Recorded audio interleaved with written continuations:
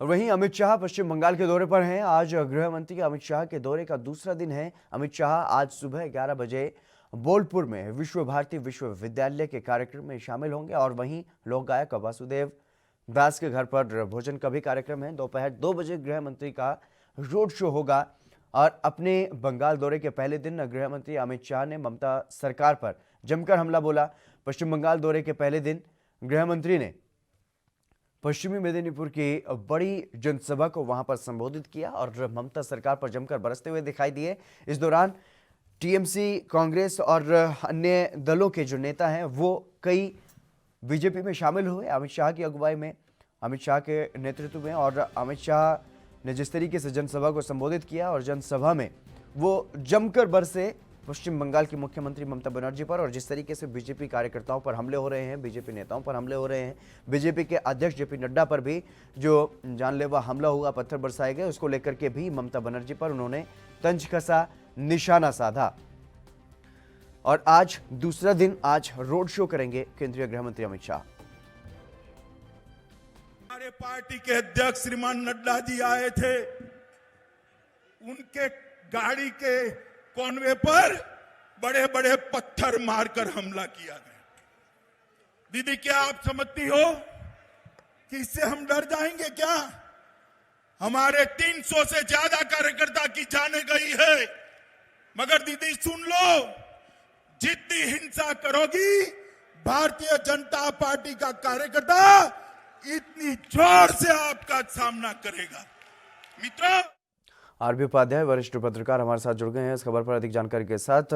RB Upadhyay ji, जिस तरीके से अब वहां पर पश्चिम बंगाल में केंद्रीय गृह मंत्री और बीजेपी के वरिष्ठ नेता अमित शाह पहुंचे हुए हैं, जो उनका जो एटीट्यूड देखने को मिल रहा है वहां पर, जिस तरीके से वो ममता बनर्जी पर निशाना साध रहे हैं और जो नेता हैं, तमाम पार्टियों के नेता अब बीजेपी के साथ जुड़ते हुए दिखाई दे रहे हैं, क्या कुछ राजनीतिक समीकरण बनता हुआ दिखाई दे रहा है पश्चिम बंगाल में? देखिए, पश्चिम बंगाल में जो हालात बन रहे हैं वो देख रहे हैं कि ममता बनर्जी कहीं न कहीं कमजोर होती नजर आ रही हैं, क्योंकि नेता सबसे पहले चुनाव का मूड भांप लेते हैं और वो जानते हैं कि कौन जीत रहा है, कौन हार रहा है। और मैं ये कहूँगा कि राजनीति का व्यवसायीकरण हुआ है, और जब राजनीति को व्यवसाय की तरह लिया जाएगा तो उसमें हर नेता अपना फायदा देखता है। उसमें जनता और प्रदेश कहीं नहीं होता, जनता नेता का अपना फायदा होता है। ये बात अलग है कि अपने आप को जस्टिफाइड करने के लिए वो कहता है कि वहाँ लोकतंत्र नहीं है, वहाँ भी तानाशाही है। ये तानाशाही इलेक्शन में ही क्यों नजर आती है, इलेक्शन से पहले ही क्यों नजर आती है? जब पार्टी से पीएम की सत्ता में थी, ममता बनर्जी के साथ आप पूरा सत्ता का उपयोग करते हैं, उपभोग करते हैं, और उसके बाद आपको लगता है कि भी कमजोर हो रही है टीएम की, तो आप बीजेपी की तरफ जाते हैं। दूसरा, अमित जी जी,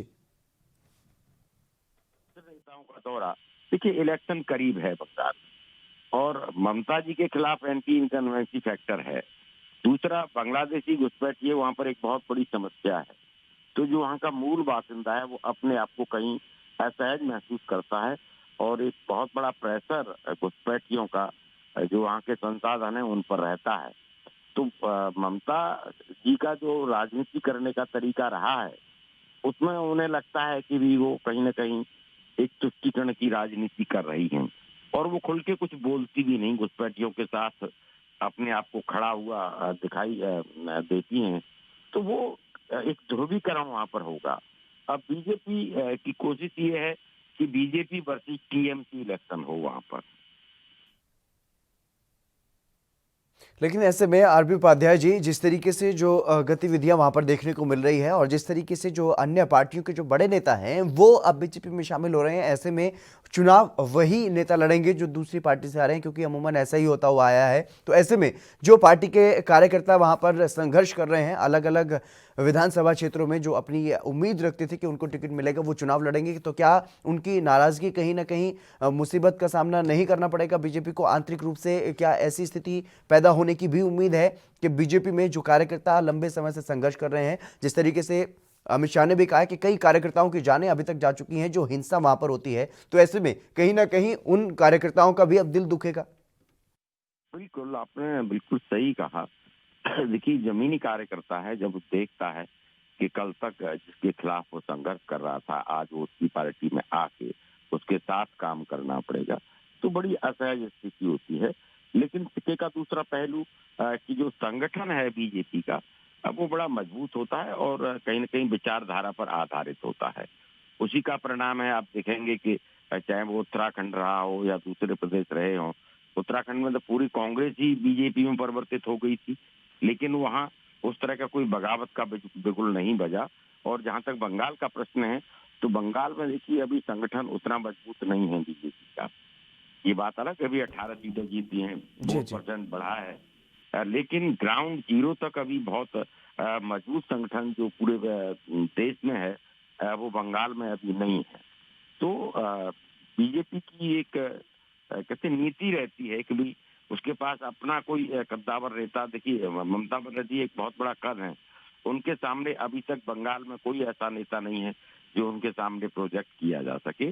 तो वही पर उसी का परिणाम है कि बंगाल में मोदी जी के नाम पर इलेक्शन लड़ा जाएगा और कोई लोकल फेस वहां पर नहीं लाया जाएगा।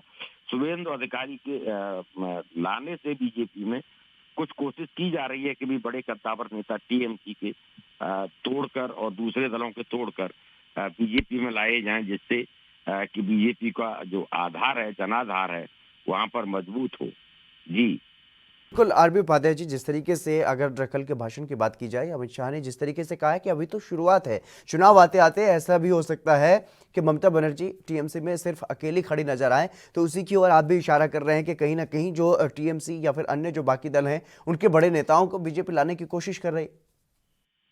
देखिए, उसी कोशिश का परिणाम है, आप देख रहे हैं एक के बाद एक के बाद एक के बाद एक लोग टीएमसी ज्वाइन करते जा रहे हैं, बड़े बड़े नेता जिन पर विश्वास नहीं किया जा सकता, बहुत बड़ा कद पार्टी में रखते हैं, वो भी बीजेपी ज्वाइन कर रहे हैं। तो मेरा आकलन ये है कि उनको दिखने लगा है कि शायद टीएमसी बंगाल में कमजोर पड़ रही है। लेकिन ममता बनर्जी को आप इतना हल्के में आंकना और ये कहना कि वो अकेली रह जाएंगी, वो अकेली ही चली थी और अकेली ही बढ़ी थी और अकेले संघर्ष के दम पर उन्होंने जिस वामपंथी सरकार को उखाड़ कर फेंक दिया, तो उनको भी कम आंकना कहीं न कहीं मैं समझता हूं कि जल्दबाजी होगी। और देखिए, लोकसभा और आप देखेंगे कि राज्य के इलेक्शन में मुद्दे अलग-अलग होते हैं। लोकसभा में जहां आप देश के परिदृश्य में देखते हैं, जब राज्य का इलेक्शन होता है विधानसभा का, तो आप देखेंगे वहां लोकल मुद्दे ज्यादा हावी होते हैं।